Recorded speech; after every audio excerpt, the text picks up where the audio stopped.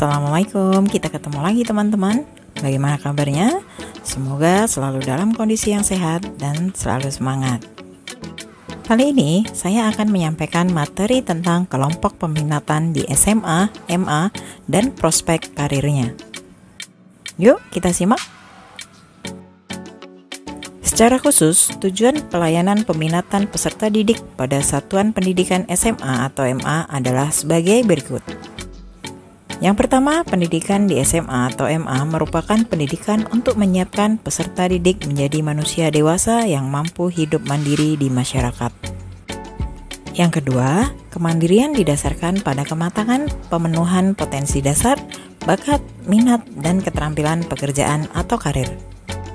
Yang ketiga, kurikulum SMA atau MA memberikan kesempatan bagi peserta didik untuk memilih kelompok mata pelajaran, lintas mata pelajaran, dan pendalaman mata pelajaran tertentu sesuai dengan kemampuan dasar umum atau kecerdasan, bakat, minat, dan kecenderungan pilihan masing-masing siswa.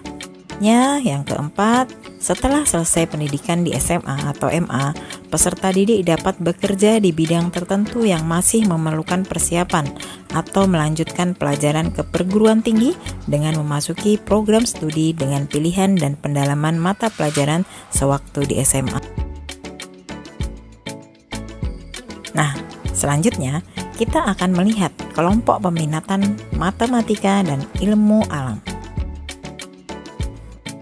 Kelompok peminatan matematika dan sains merupakan mata pelajaran matematika, fisika, kimia, dan biologi. Kelompok peminatan ini lebih banyak mempelajari pada penugasan konsep-konsep eksakta untuk kepentingan menyelesaikan masalah dalam kehidupan sehari-hari. Fungsi yang lain adalah memberikan makna pembekalan agar siswa tersebut dapat survive di pencaturan kompetisi perkembangan sains dan teknologi bagi kepentingan kesejahteraan masyarakatnya.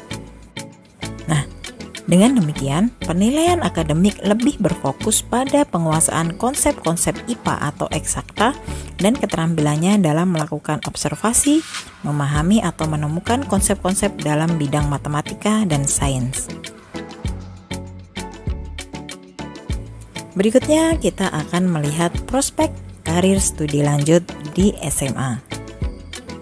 Pada dasarnya, untuk kelompok peminatan matematika dan sains memiliki peluang memilih program studi apa saja yang ada di perguruan tinggi, tetapi akan lebih baik sesuai dengan minat, bakat, kemampuan, serta pilihan program studi dengan kelompok peminatan yang dipilih.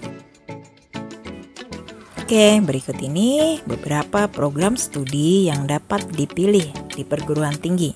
Di antaranya adalah yang pertama, bidang ilmu sains, meliputi program studi matematika, fisika, kimia, biologi, statistik, ilmu komputer, geofisika, astronomi, dan farmasi. Yang kedua, bidang ilmu teknik, itu meliputi teknik kimia, teknik fisika, teknik geofisika, teknik sipil, teknik arsitektur, teknik elektro, teknik informatika, teknik industri, teknik mesin, teknik perkapalan, teknik lingkungan, teknik planologi, teknik penerbangan, teknik metalurgi, teknik geodesi, teknik nuklir, teknik geologi, teknik pertambangan, teknik perminyakan, teknik manufaktur, dan teknik geomatika. Yang ketiga, bidang ilmu kesehatan dan kedokteran, meliputi pendidikan dokter, kedokteran gigi, kedokteran hewan, ilmu keperawatan, gizi dan kesehatan, kesehatan masyarakat, dan kebidanan. Yang keempat, yaitu bidang ilmu pertanian, kehutanan, dan perikanan. Ini meliputi ilmu tanah, budidaya pertanian atau agronomi, sosial ekonomi pertanian atau agrobisnis, ilmu hama dan penyakit tumbuhan, perikanan, peternakan, kehutanan, teknologi hasil pertanian, dan teknologi industri pertanian. Yang kelima, bidang ilmu pendidikan. Ini meliputi pendidikan fisika, pendidikan matematika, pendidikan kimia, pendidikan biologi, pendidikan teknik elektronika, pendidikan teknik sipil, pendidikan teknik mesin, dan pendidikan teknik ilmu komputer. Nah, Berikutnya, kita akan melihat prospek karir atau profesi untuk peminatan matematika dan sains. Berikut beberapa karir profesi yang dapat diraih, di antaranya adalah: yang pertama, menjadi ilmuwan atau peneliti bidang IPA, yaitu kimia, fisika, matematika, dan biologi. Kemudian yang kedua, guru, dosen, atau akademisi. Yang ketiga, astronom. Yang keempat, insinyur, yaitu teknik sipil, teknik industri, teknik mesin, teknik elektro, geologi, geodesi, teknik penerbangan, geofisika, perkapalan, perminyakan, dan pertambangan. Yang kelima, arsitek. Yang keenam, ahli komputer, meliputi web programming, konsultan IT, software engineer, database administrator, analisis sistem, dan lain sebagainya. Yang ketujuh, dokter. Ini meliputi dokter spesialis, dokter umum, dokter hewan, dan dokter gigi. Berikutnya adalah ahli gizi, bidan, dan perawat. Selanjutnya apoteker, polisi dan TNI. Tenaga ahli yaitu kehutanan, pertanian, kelautan, peternakan, dan perikanan. Oke, selanjutnya saya akan menjelaskan tentang kelompok peminatan ilmu-ilmu sosial.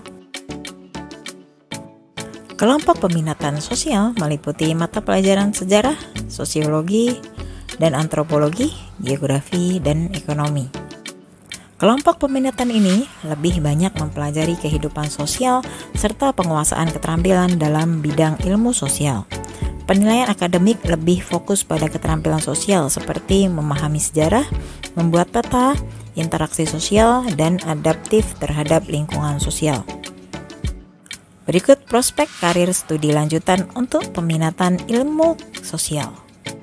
Ada beberapa program studi yang dapat dipilih di perguruan tinggi untuk kelompok peminatan sosial. Di antaranya adalah: pertama, bidang ilmu ekonomi, meliputi ekonomi akuntansi, ekonomi manajemen, ekonomi studi pembangunan, dan ekonomi Islam atau muamalat.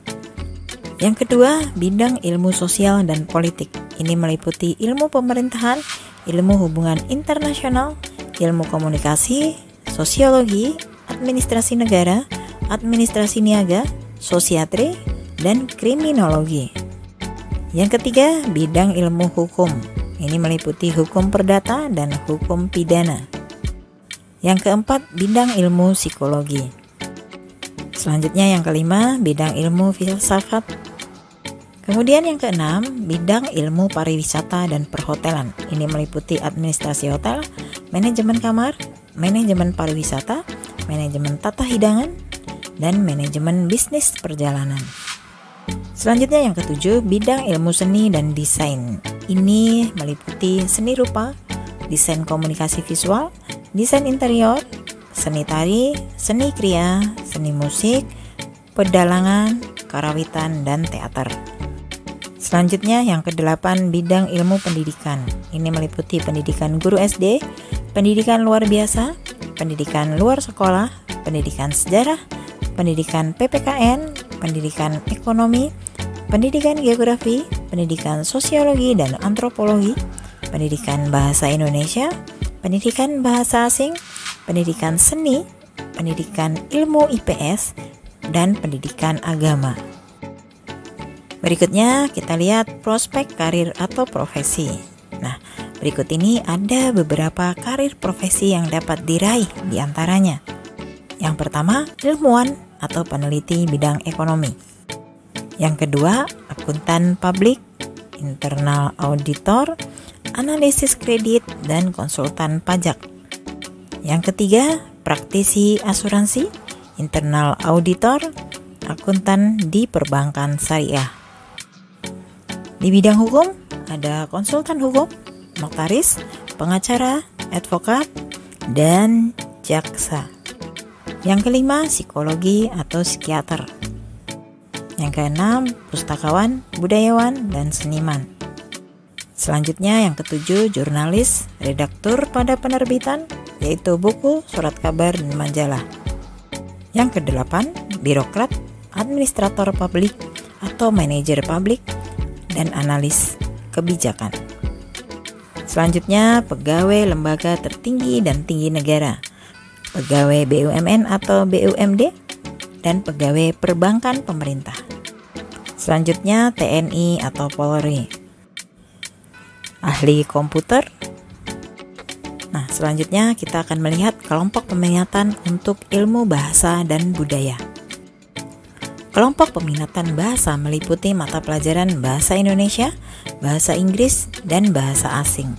Untuk bahasa asing yang dipilih diantaranya bahasa Mandarin, Jepang, atau Arab. Kelompok peminatan ini lebih banyak mempelajari bahasa dan lebih fokus pada pengembangan keterampilan bahasa seperti membuat surat, menyusun karya tulis, mengerjakan instruksi lisan, dialog, berpidato, dan penerjemah bahasa. Kemudian untuk prospek karir studi lanjutannya, berikut ada beberapa program studi yang dapat dipilih di perguruan tinggi untuk kelompok peminatan sosial. Di antaranya adalah yang pertama, bidang ilmu bahasa dan sastra.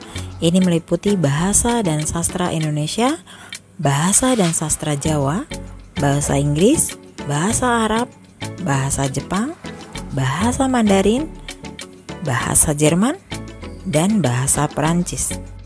Yang kedua, bidang ilmu seni. Ini meliputi seni rupa, seni musik, seni pendalangan, seni karawitan, dan teater. Selanjutnya yang ketiga, bidang ilmu sosial dan politik. Ini meliputi ilmu hubungan internasional dan ilmu komunikasi. Selanjutnya yang keempat, bidang ilmu hukum. Ini meliputi hukum perdata dan hukum pidana. Yang kelima, bidang ilmu pendidikan. Ini meliputi pendidikan bahasa Indonesia, pendidikan bahasa asing, yaitu bahasa Inggris, bahasa Mandarin, bahasa Jepang, dan bahasa Arab, dan pendidikan seni. Berikutnya kita akan melihat prospek karir atau profesi. Nah, berikut ada beberapa karir profesi yang dapat diraih. Di antaranya adalah yang pertama, peneliti bidang bahasa dan sastra. Yang kedua, guru atau dosen bahasa dan sastra. Selanjutnya, konsultan bahasa dan sastra. Yang keempat, ahli bahasa, penterjemah, interpreting, dan copywriting. Selanjutnya, diplomat. Yang keenam, bidang yang kolaboratif seperti editor, wartawan, penulis, penerjemah, atase budaya, diplomat, pustakawan, penulis naskah iklan atau skenario, dan penyulih suara jurnalistik.